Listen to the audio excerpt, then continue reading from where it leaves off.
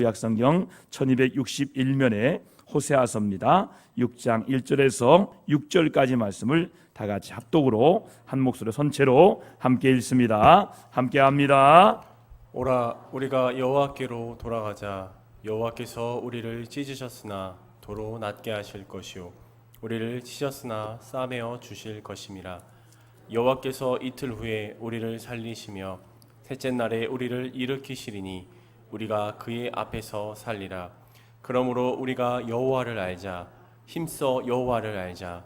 그의 나타나심은 새벽빛같이 어김없나니 비와 같이 땅을 적시는 늦은 비와 같이 우리에게 임하시리라 하니라.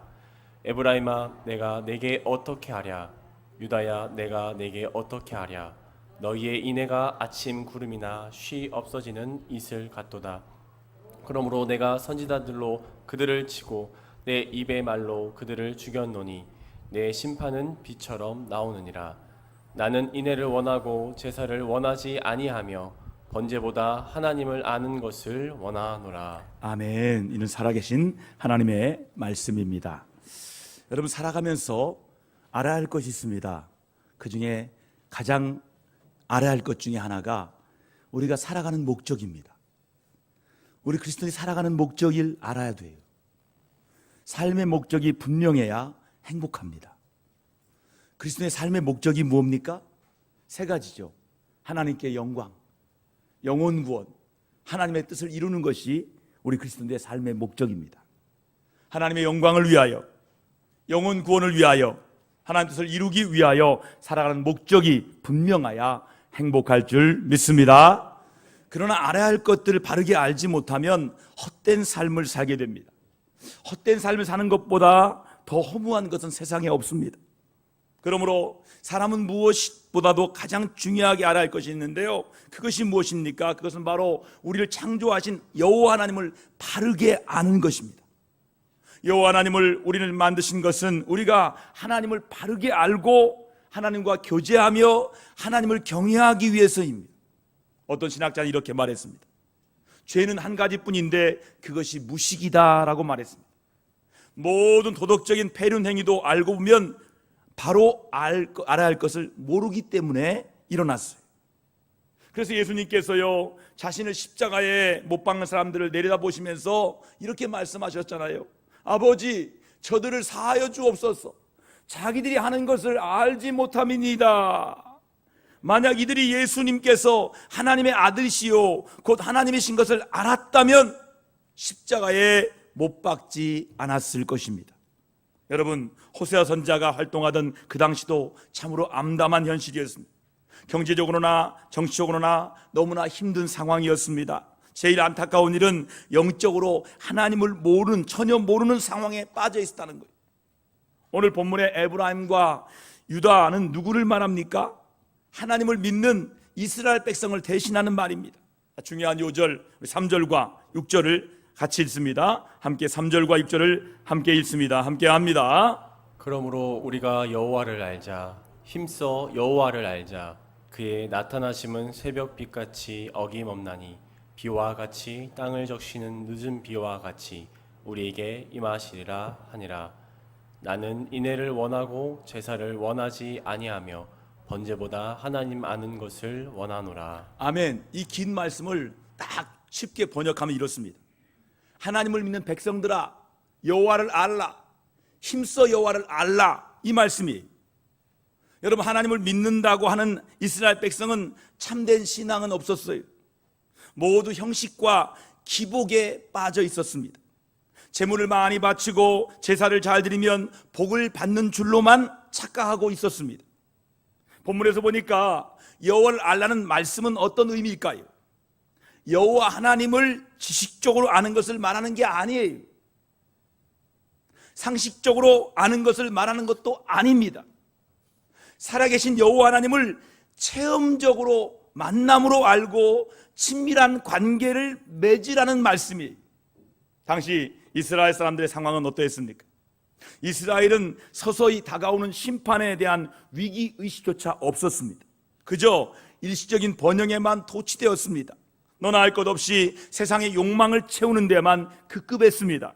왕실에서도 모반과 찬탈을 일삼으며 권력을 서로 차지하고자 혈안이었습니다. 그리고 나라의 위기에 대한 왕과 지도자들은 자신부터 여호와 하나님 앞에 나아가 부르짖을 생각을 하지 않았습니다. 당시에 양대 강국이었던 아수르와 애굽 사이를 오가면서 뇌물과 조공을 밭에 붙이면서 당장의 위기만을 면해보려는 인간의 술책에 매달리고 있었습니다. 그리고 중앙의 귀족들과 지방의 정치인들은 자신의 권력과 지위를 악용하여서 타인의 인권을 짓밟으며 재물을 축적했습니다. 오로지 탐욕을 채우는 일에만 급급했습니다.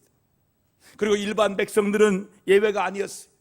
너나 할 것 없이 일신의 안일함을 추구했습니다.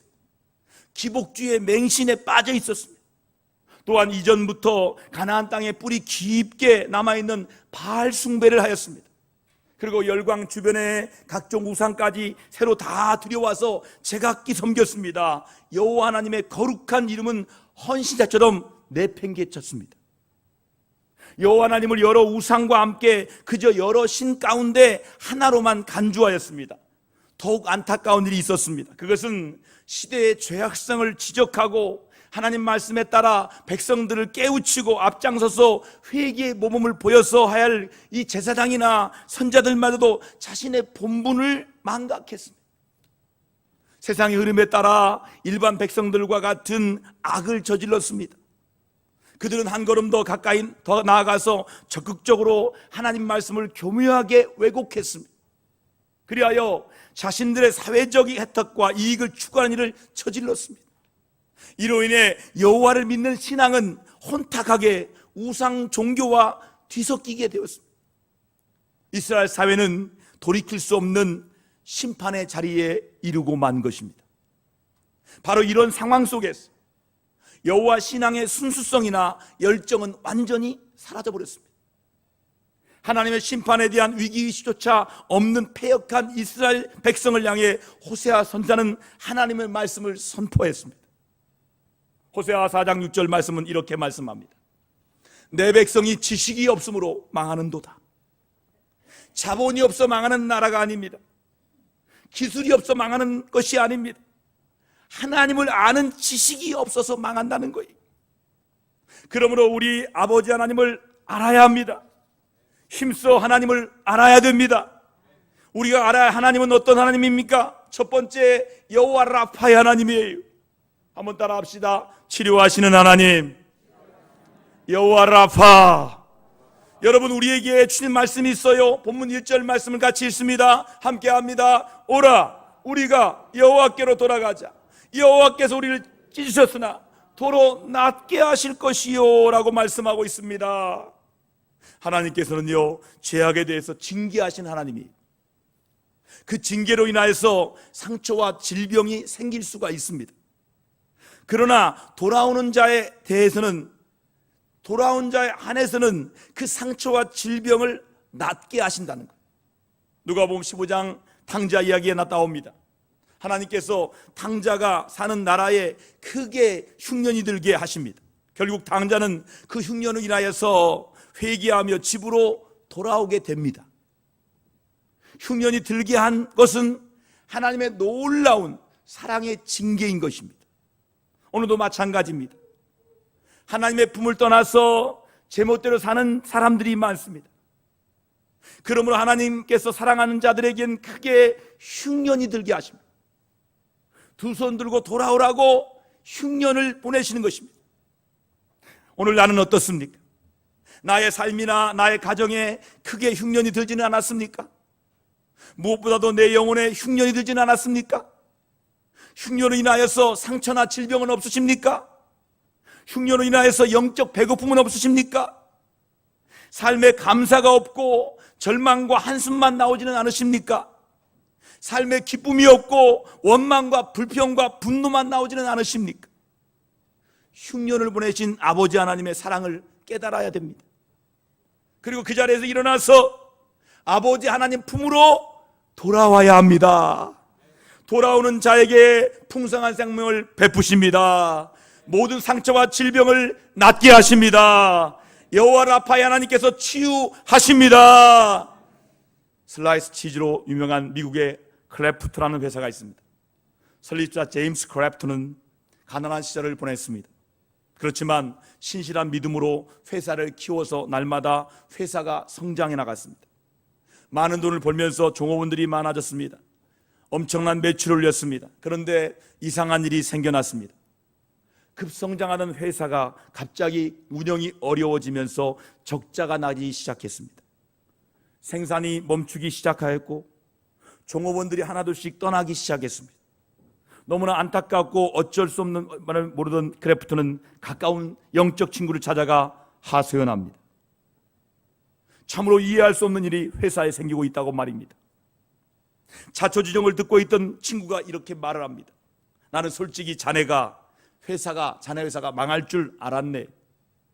하나님께서 자네 회사에 축복을 쏟아 부어 주실 때 오히려 자네는 하나님과의 관계가 점점 더 멀어지기 시작했지. 회사가 급성장한 이후로 주일 한번 제대로 지킨 적이 있나? 돌이켜보게나 급성장한다고 좋아만 했지. 그리고 바빠서 하나님께 예비하지 못한다고 스스로 변명하면서 시간을 보냈지. 자네 회사는 멸망하는 길로 소소히 달리고 있었던 걸세. 친구로부터 충격적인 말을 듣고 돌아온 그는 결국 친구의 충고를 받아들입니다. 그리고 두 가지를 결단합니다. 첫째 결단은 무슨 일이 있어도 주일은 지키자. 한번 따라 합시다. 무슨 일이 있어도 주일은 지키자. 두 번째 결단은 무서운 결단입니다. 내 수입의 절반을 하나님께 드리자. 이후에 크래프트 치즈 회사는 다시금 회복됩니다. 오늘날까지 세계적인 명성을 유지하게 되었습니다. 하나님과의 관계가 멀어지기 시작하면 우리 인생도 무너지기 시작합니다. 하나님을 떠나 살 수 없다고 고백했던 우리의 신앙 고백이 점점 멀어지기 시작합니다. 바쁘다는 이유로 하나님과의 관계가 멀어지기 시작합니다. 바빠서 어쩔 수 없다는 그 음성이 사단의 음성인지도 모르고 위로를 받습니다. 하지만 그때는 이미 나태와 깊은 영적 침체의 길로 빠진 후인 것을 깨달아야 합니다. 사랑하는 성도 여러분, 하나님 아버지께서는 우리를 찢으셨으나 도로 낫게 하시는 하나님이십니다. 나의 삶에 크게 흉년이 들었다면 얼른 하나님 아버지 품으로 돌아와야 합니다. 그래야 하나님께서 치유해 주십니다. 낫게 하시는 하나님과 그 사랑을 깊이 알게 되시기를 주의 이름으로 축복합니다. 두 번째로 싸매 주시는 하나님을 알아야 돼요. 여기 우리에게 주신 말씀이 있습니다. 본문 1절 마지막 절에 같이 읽습니다. 함께 합니다. 오라 우리가 여호와께로 돌아가자. 여호와께서 우리를 치셨으나 싸매어 주실 것이라. 여호와께서 우리를 치셨으나 싸매어 주실 것이다 말씀하셨어요. 여러분, 부모가요 자식이 잘못했을 때 회초리로 종아리를 때리는 것처럼 하나님께서 우리가 잘못했을 때 사랑의 매로 때리시는 거예요. 그게 하나님이에요. 그러나 회개하고 돌아올 때 그 아픔과 상처를 싸매어 주신 거예요. 아버지 하나님께서 우리가 자녀를 낳아서 양육하면서 하나님 아버지의 사랑의 마음을 깨닫기를 원하십니다. 자녀가 잘못했을 때 그냥 내버려 두는 것은 그 자녀를 망하게 하는 것입니다. 그 잘못에 해당하는 벌이나 징계를 반드시 실행해야 돼요. 그것이 자녀를 살리는 길이에요. 그리고 때리고 그 사랑의 아픈 마음을 전달해 주어야 돼요. 꼭 안아주면서 너 때리는 내 마음이 너무 아프다 라고 말해 주어야 돼요. 그리고 사랑으로 아픈 상처를 싸매어 주어야 합니다. 하나님께서는 잘못을 깨닫고 돌아온 자에게 아픈 고통과 상처를 싸매어 주십니다. 돌아오지 않고 고집 부리는 자에게는 그 상처에 고통을 더하십니다. 그것은 얼른 회개하고 돌아오는 사인입니다. 오늘 나의 삶에서 고통이 떠나지를 않고 고통이 계속 가중되고 있지는 않으십니까? 인생에서 내 중심으로 내 뜻과 내 고집대로 살면서 하나님 뜻대로 살고 있다고 착각하고 있지는 않으십니까? 신앙생활은 내 뜻대로 버리고 하나님 뜻대로 순종하는 게 신앙생활이에요. 아직도 자기 뜻을 주장하면 하나님 뜻은 묻힙니다. 내 뜻을 버리고 하나님 뜻대로 순종하는 삶이 신앙생활이에요. 여러분, 이스라엘 백성들은요, 우상 숭배하듯이 하나님께 제사를 드렸어요. 그렇게 제사 드리면서 다른 신들과 우상을 함께 숭배했습니다. 그래서 하나님께서 본문 6절에 이렇게 말씀해요. 같이 읽습니다. 함께 합니다. 나는 인애를 원하고 제사를 원하지 아니하며 번제보다 하나님을 아는 것을 원하노라. 오늘 많은 교인들 중에 하나님을 믿노라 하면서도 하나님보다 돈을 더 사랑합니다. 하나님보다 명예를 더 사랑합니다. 하나님보다 권력을 더 좋아합니다. 이것이 바로 우상 숭배입니다. 하나님께 예배 드린다고 하지만 그것은 형식에 불과합니다. 복을 받으려는 하나의 수단일 뿐입니다. 오직 자기 욕심과 이기심을 채우려는 수단일 뿐입니다. 그러니 하나님께서는 정신을 차리라고 사랑의 매로 때릴 수밖에 없는 것입니다. 찰스라는 분은 성공한 사업가였습니다. 성공하다 보니까 술을 마시기 시작합니다. 하루에 한 잔씩 마시다가 또 사업이 잘 되니까 10잔 마시고, 그러다가 알코올 중독자가 되었어요. 어느 날 갑자기 쓰러져서 알코올 중독자로 치료 전문 의사인 윌리엄 실크 워즈를 찾아갔습니다. 치료받고 어느 정도 회복이 되어서 의사가 찰스에게 말합니다. 이제 치료 끝났어요. 그렇지만 뇌에 손상이 왔습니다. 이것은 제가 못 고칩니다. 찰스는 심히 낙담하면서 세계적 전문의도 못 고친다고, 그러면 누가 고칠 수 있습니까? 라고 물어보았어요. 그러자 실크 워즈가 대답합니다. 나 외에 최고의 전문의 한 분을 계십니다. 그런데 그분의 치료비는 비쌉니다. 찰스가 말합니다. 나는 부자입니다. 얼마 들어도 좋으니까 그분을 소개해 주세요. 실크 워즈는 그분은 돈을 받는 것이 아니고 당신의 삶 전체를 원하십니다라고 대답합니다. 그가 누구냐고 다시 물었더니 그분은 바로 예수 그리스도이십니다. 그분은 언제나 성경 속에서 만날 수 있습니다. 그 말씀 듣고 그는 그날부터 찰스는 성경을 소리내 읽기 시작했습니다. 성경 읽는 중에 갑자기 교회에 가고 싶어졌습니다. 밤 11시가 되어서 넘어서 교회에 찾아갔더니 교회 문이 잠겨 있었습니다. 그는 대리석벽을 붙잡고 기도했습니다. 예수님, 잘못했습니다. 잘못된 삶을 용서해 주시고 도와주십시오. 그 순간 누가 자신의 어깨를 잡는 것 같았습니다.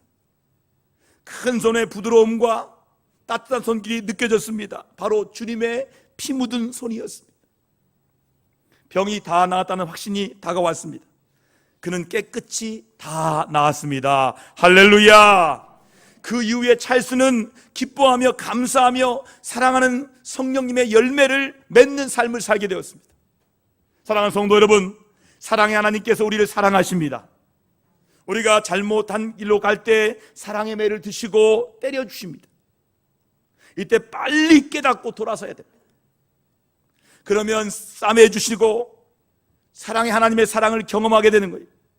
항상 하나님을 제일로 사랑하시는 지혜로운 성도들 되시를 축복합니다. 마지막은요, 살리시고 일으키시는 하나님이심을 알아야 돼요.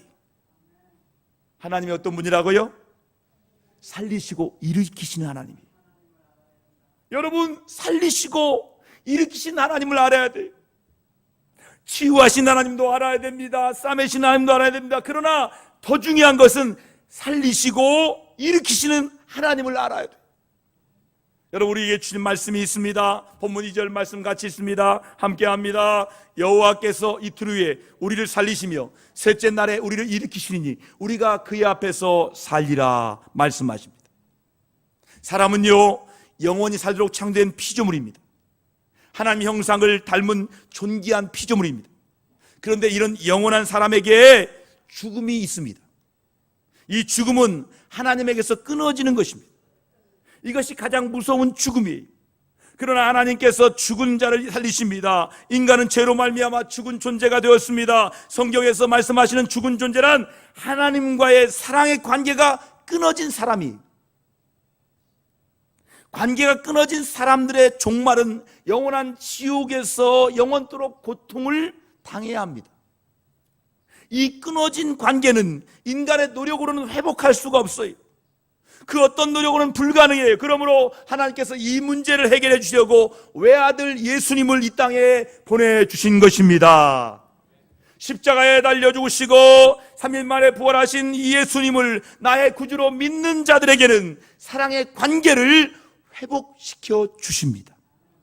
이것이 다시 살아난 것입니다. 오늘 나는 죽음에서 부활했습니까? 하나님과 끊어진 관계가 회복되었습니까? 하나님을 아버지로 부르며 늘 아버지 하나님과 친밀하십니까? 아버지 하나님과 친밀한 사랑을 나누는 것이 죽음에서 부활한 거예요. 살아계신 하나님을 아버지라고 부르며 교제하는 사람들은 영원한 죽음에서 부활한 사람들이에요. 죽음에서 생명으로 옮겨진 사람이에요. 영생을 얻은 사람이에요. 나 이제 주님의 새 생명 얻은 몸이라고 찬양하는 사람이에요. 타락한 어느 남편이 있었습니다. 그는 어느 날 새벽 2시 밤늦게까지 술을 잔뜩 마시고 집에 돌아왔습니다. 방에는 아내가 남편을 기다리다가 엎드려 자고 있었습니다. 그 아내의 얼굴 옆에 일기장을 발견합니다. 조심스럽게 읽어보았습니다. 나는 오늘도 버스 타고 수유리 너머로 갔다. 시골길을 하염없이 걸으면서 오늘도 어김없이 죽음을 생각했다. 약을 먹고 죽을까? 아니면 손목을 그어서 죽을까? 그러나 그것은 내가 취할 길이 아님을 다시 한 번 더 확인하고 되돌아왔다. 나를 살리기 위해서 십자가에 돌아가신 주님께서 주님의 뜻을 위해서 내게 주신 남편이므로 나는 사랑해야만 한다. 나는 할 수 없지만 주님께서 사랑하라고 명령하였으며 나는 사랑해야만 한다. 주님 도와주세요. 나의 약함을 주님께서 잘 아시잖아요. 일기장 여기저기에는 눈물이 얼룩져 있었습니다. 이 글을 읽은 남편은 서재로 돌아가서 소리 죽여 가면서 통곡합니다.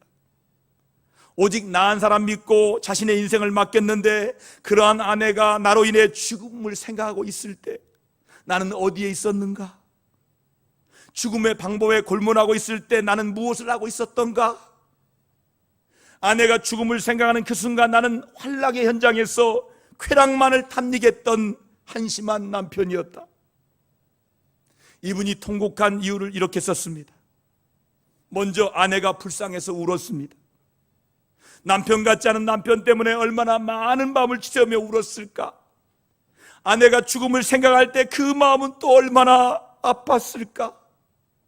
내리는 절망감에 얼마나 괴로웠을까? 두 번째는 어머니가 불쌍해서 울었습니다. 새벽마다 교회 가서 자식이 잘 되게 해달라고 얼마나 울며 기도하였는가? 그러나 그 아들이 자기 아내를 죽음과 절망의 구렁텅이로 몰아넣을 정도로 타락한 아들이 되었으니 그 어머니가 느꼈을 배신감과 절망감이 얼마나 크셨을까? 그리고 무엇보다도 자기 자신이 불쌍해서 울었습니다. 어머니 모태 속에서 하나님께서 끊임없이 은혜를 베푸시고 필요한 은총을 주실 때마다 덧입혀 주셨음에도 불구하고 나는 마치 가룟유다처럼 36년 동안 주님을 배신했습니다. 생각할수록 내 영혼에서 악취가 났습니다. 주님께 버림받은 영혼, 저주받은 영혼이라는 생각으로 저는 가슴을 치면서 통곡하며 울었습니다. 그는 절망의 순간에 주님의 이름을 겸손히 낮은 마음으로 불러보았습니다. 주님, 주님. 그때 누군가 등 뒤에서 감싸 안는 포근한 느낌을 느꼈습니다. 뒤를 들여다보니 아무도 없었습니다. 재차 그리했고 세 번째 눈을 감았을 때 마음속에 세미한 주의 음성이 들려왔습니다. 나의 사랑하는 아들아, 나는 너를 단 한 번도 버린 적이 없단다.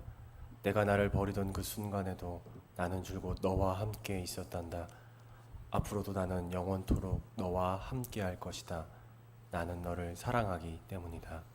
주의 영이신 성령께서 함께 하시고 품어주시고 말씀하신 것입니다. 이 사건 이후로 그렇게 즐기던 세상 것들이 역겨워지기 시작했습니다. 그리고 이분의 영혼이 다시 살아났어요. 주의 부르심에 순종하여 훌륭한 목회자가 되었습니다. 사랑하는 성도 여러분, 하나님께서는 죽은 자를 살리시고 일으키시는 하나님이십니다. 예수님을 구주로 믿고 순종하는 자들을 모두 죽음에서 부활한 사람들입니다. 하나님의 자녀들입니다. 하나님과 친밀한 사랑의 교제를 하며 풍성한 생명을 누리시기를 축복합니다. 이렇게 하나님을 바르게 알고 믿고 순종하면 어떤 결과가 있는지 말씀에 나와 있습니다. 하나님 아버지께서 영원토록 살게 될 것입니다. 2절 마지막 절 같이 읽겠습니다. 우리가 그의 앞에서 살리라 말씀하십니다. 여러분, 이 세상의 역사는 예수님께서 다시 재림하심으로 심판을 받게 되며 세상이 종료가 될 것입니다. 세상 끝이 언제입니까? 주님이 다시 오신 날이 그때 끝납니다. 성경이 예언한 모든 예언이 다 성취되고 있습니다. 이제 마지막 남은 예언은 예수님께서 다시 재림하시는 그 예언만 남았어요. 지금 이 시대가 마지막 예언이 성취되기 일보 직전의 시대입니다. 예수님께서 다시 오시면 우리 예수님과 함께 천국으로 올라가서 하나님 아버지 앞에서 영원토록 살게 될 것입니다. 사랑하는 성도 여러분, 사람들은 하나님에 대해서 많이 압니다. 하나님의 주변 이야기에 대해서 많이 압니다. 그러나 하나님을 실제로 경험하지는 못했어요. 하나님은 만나지 못했어요. 하나님을 경험하지 못했어요. 중세 유명한 철학자, 신학자 안셀름은 이렇게 말했습니다. 나는 하나님을 알기 위해서 믿는다. 믿음이 없이는 알 수 없기 때문이다. 그렇습니다. 하나님을 믿어야 하나님을 경험할 수가 있는 거예요. 우리가 세상에서 알아야 할 것이 많아요. 그러나 우리를 창조하신 하나님을 알지 못하는 것처럼 세상에 불행한 일은 없습니다. 하나님을 알아야 하나님의 계획과 하나님의 영원한 운명을 알 수 있습니다. 하나님을 알되 힘써서 하나님을 만남으로 알게 되시기를 주님의 이름으로 축복합니다.